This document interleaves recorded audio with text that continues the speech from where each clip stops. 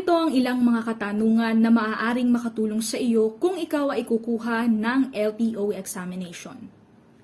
Number 1. Anong edad maaaring sumakay sa harapan ang isang bata na naaayon sa Republic Act 11229? Letter A.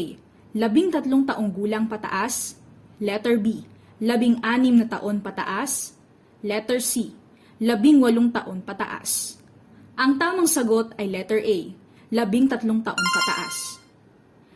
Ilang taon ang maaaring ibigay na lisensya sa isang driver na mayroong traffic violation? Letter A. 10 taon na lisensya. Letter B. 5 taon na lisensya. Letter C. 3 taon na lisensya. Ang tamang sagot ay letter B. 5 taon na lisensya. Ano ang maaaring ibigay na klasifikasyon ng lisensya sa mga bagong aplikante nito? Letter A. Professional driver's license. Letter B. Non-professional driver's license. Letter C. Kahit alin sa dalawa. Ang tamang sagot ay letter B. Non-professional driver's license. Kailan dapat gamitin ng driver ang kanyang helmet? Letter A.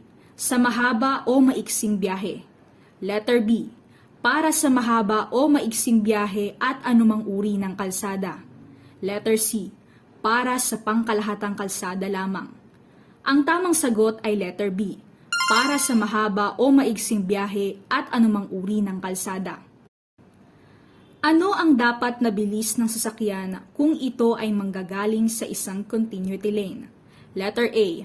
Sundin ang bilis ng mga sasakyan sa loob ng expressway. Letter B. Huminto sa gilid ng continuity lane at gumamit ng signal light. Letter C. Bigla ang pagtapak sa silinyador ng mas mabilis na speed limit.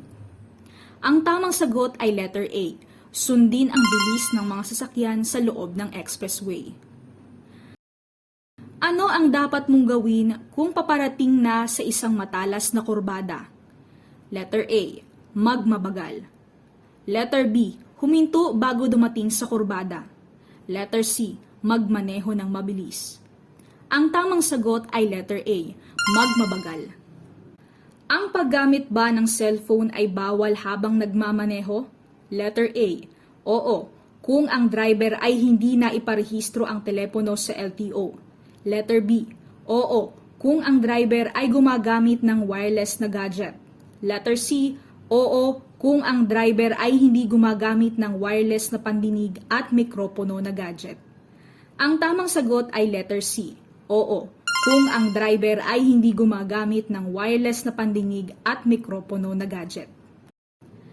Maaari bang gamitin ang duplicate o kopya ng lisensya sa pagmamaneho? Letter A. Hindi, maliban kung pinayagan ng traffic enforcer. Letter B. Oo, kung ang duplikadong kopya ay katulad mismo ng kulay ng orihinal. Letter C. Hindi. Ang tamang sagot ay letter C. Hindi. May pananagutan ba ang isang driver na nagkaroon ng pagkakataon na maiwasan ng isang aksidente sa kalsada at ito ay hindi niya ginawa? Letter A. Oo. Letter B. Hindi. Letter C. Wala sa nabanggit. Ang tamang sagot ay letter A. Oo. Maaaring isuspinde ang rehistro ng sasakyan kung ito ay letter A.